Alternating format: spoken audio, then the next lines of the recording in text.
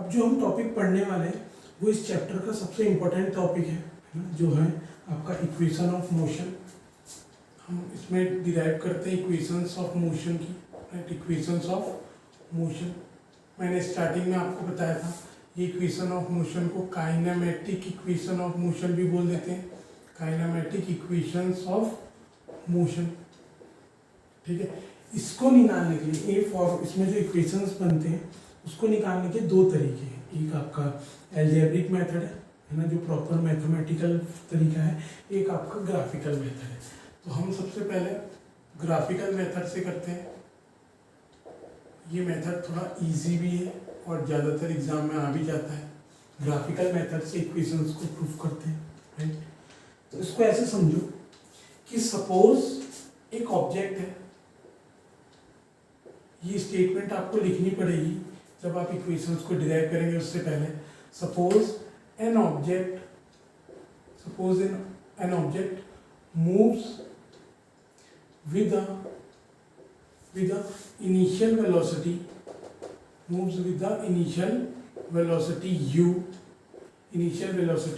u, covers a displacement s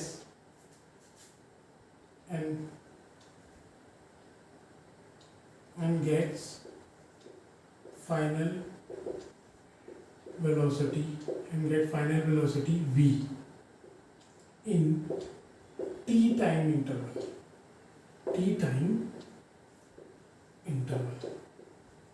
right? T time interval with acceleration e, right? इसका graph बनाते हैं, कैसे बनेगा देखो। ये जो नीचे आपकी क्वांटिटी है t है, टाइम, राइट। ये आपका ओ पॉइंट हो गया, जीरो ओरिजिन। उसकी ऑलरेडी कुछ इनिशियल वेलोसिटी है u, इनिशियल वेलोसिटी उसकी जीरो नहीं है, राइट। इनिशियल वेलोसिटी u है और उसने एक फाइनल वेलोसिटी गेन करी है। फाइनल वेलोसिटी उसकी क्या रही होगी, v रही होगी। तो ये जो लाइन शो हो रही है, स्लोप शो हो रहा है, ये एक्सेलरेशन का है और एक सर्टेन टाइम पीरियड में उसने ये u से v वेलोसिटी क्या करी है, गेन करी है। तो ये जो हो गया आपका टाइम पीरियड शो हो रहा है, ऐसे करके हम इसको नाम दे देते हैं o a, राइट। ये u आपका इनिशियल वेलोसिटी है, a, ये हो गया b, ये हो गया c, ये हो गया d। ये आपका एक ग्राफ है, ठीक। अब आप ये देखिए कि एक्सेलरेशन क्या होता है। एक्सेलरेशन होता है change in velocity upon time, change in velocity upon time, clear हो गया।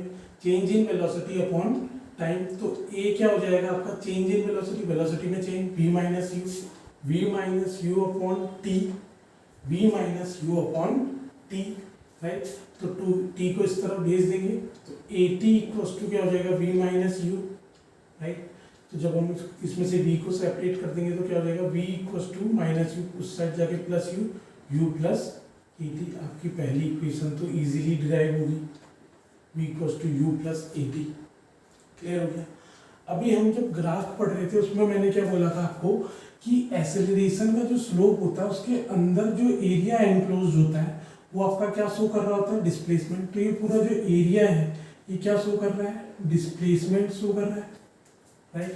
तो डिस्प्लेसमेंट क्या होगा यहाँ पे, डिस्प्लेसमेंट क्या होगा, ध्यान से देखो। डिस्प्लेसमेंट होगा एरिया ऑफ स्लोप, अब एरिया ऑफ स्लोप क्या है, O A B D, right. Area of slope O A B D. तो हमको डिस्प्लेसमेंट अगर निकालना है तो हमको स्लोप जो है पूरा बन रहा है उसका जो एरिया है उसको निकालना है, ओ ए बी डी। अब ओ ए बी डी को हम दो तरीके से निकाल सकते हैं, कैसे देखो। एक तो रेक्टेंगल का एरिया प्लस ट्राइंगल का एरिया कर लो, एक तरीका ये हो गया, राइट। दूसरा तरीका हम सीधे डायरेक्टली, ये ट्रेपेजियम फॉर्म हो रहा है, ट्रेपेजियम का एरिया का फॉर्मूला लगा के सीधे निकाल सकते हैं। तो ये दोनों तरीके से इसको करने की कोशिश करते हैं, राइट। दो तरीके से करेंगे तो दो अलग अलग हमारी इक्वेशन सामने आएंगी। तो यहाँ पर जो डिस्प्लेसमेंट है आपका एस है वो क्या हो जाएगा, area of rectangle O A C D plus area of triangle A B C.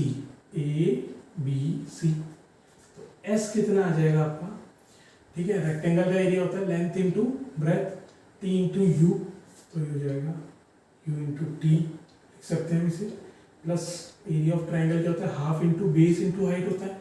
तो बेस आपका ये हो गया और हाइट आपकी ये होगी, हाइट बी सी होगी। अब यहाँ पे देखो बी सी कैसे निकालोगे, आपका जो टोटल बी डी है, ये जो टोटल बी डी है ऐसे समझो, देखो टोटल जो बी डी है वो कितनी है बी, और जो बी डी सी है वो है यू। तो बी सी निकालने के लिए क्या करेंगे, वी माइनस यू कितना हो जाएगा बी सी। तो आपकी जो ये है हाइट है वो कितनी आ जाएगी वी माइनस यू, तो हाफ इंटू ये बेस टाइम, बेस क्या टाइम है ना टी, और आपकी परपेंडिकुलर जो है वी माइनस यू आ जाएगी, T into we minus U हो जाएगा। क्लियर हो गया, राइट। अब v माइनस यू है, यहाँ पहली इक्वेशन देखो, यहाँ पे हम v माइनस यू किसके बराबर था आपका 80 के बराबर, v माइनस यू आपके किसके बराबर आ गया 80 के बराबर। तो यहाँ पे v माइनस यू जो है उसकी जगह पे हम 80 लिख सकते हैं, नहीं लिख सकते, s equal to U T plus half t into 80, v minus U किसके बराबर आ गया 80, क्यों, क्योंकि आपका देयरफॉर आपका v इक्वल टू क्या होता है u प्लस 80 होता है, तो v माइनस यू किसके बराबर आ जाएगा 80 के बराबर आ जाएगा, ऐसे करके लिख सकते हैं। तो आपकी दूसरी जो इक्वेशन बनी है s equal to U T plus half 80 square, आपकी दूसरी इक्वेशन प्रूव होगी। क्लियर हो गया, राइट, है ना। तो मैं ऐसे लिख लूँ थोड़ा नीचे, v minus U equal to 80। Clear हो गया, राइट। अब हम दूसरा तरीका अपनाते हैं। अभी हमने क्या करा, डिस्प्लेसमेंट निकालने के लिए एरिया ऑफ रेक्टेंगल और एरिया ऑफ ट्राइंगल करा। अब हम सीधे एरिया ऑफ ट्रेपीजियम कर देते हैं, S equal to area of trapezium O A B D एक ट्रेपीजियम है, उसका एरिया निकाल लेते हैं। अब ट्रेपीजियम का एरिया क्या होता है, एरिया ऑफ ट्रेपीजियम होता है half into sum of parallel side into height. तो पैरेलल साइड्स के बीच का जो गैप होगा वही हाइट हो जाएगी यहाँ पे। तो S क्या निकलेगा आपका, half into sum of parallel side क्या है, एक ये है OA और BD आपका V है, OA आपका U है, तो V प्लस यू लिख सकता हूँ इसे, right, V plus you parallel side का सम इनटू हाइट क्या है, इन दोनों के बीच की जो दूरी है वो हाइट, तो दोनों के बीच की जो दूरी है वो हाइट है t। यहाँ पे हाइट क्या लेंगे t, हाइट हमने t ले ली। Clear, s equals to half into we minus u into t, right. अब यहाँ देखो t क्या है, अगर यहाँ से हम t निकालें, t क्या हो जाएगा v minus u upon a हो जाएगा ना, यहाँ से t v minus u upon a, तो t की वैल्यू पुट कर लो, तो s equals to half into v plus u, t के बदले हम लिख सकते हैं v minus u upon a, लिख सकते हैं, ये लिख सकते हैं। तो s इक्वल्स टू कितना हो गया 1/2a, ये हो गया v plus u and v minus u, v plus u v minus u क्या हो जाएगा a प्लस बी, a माइनस बी, आपने मैथमेटिक्स में पढ़ा होगा, a प्लस बी, a माइनस बी क्या होता है a स्क्वायर माइनस बी स्क्वायर होता है। तो v plus u v minus u क्या हो जाएगा v square minus u square. तो s इक्वल्स टू कितना आ जाएगा 1/2a v square minus u square.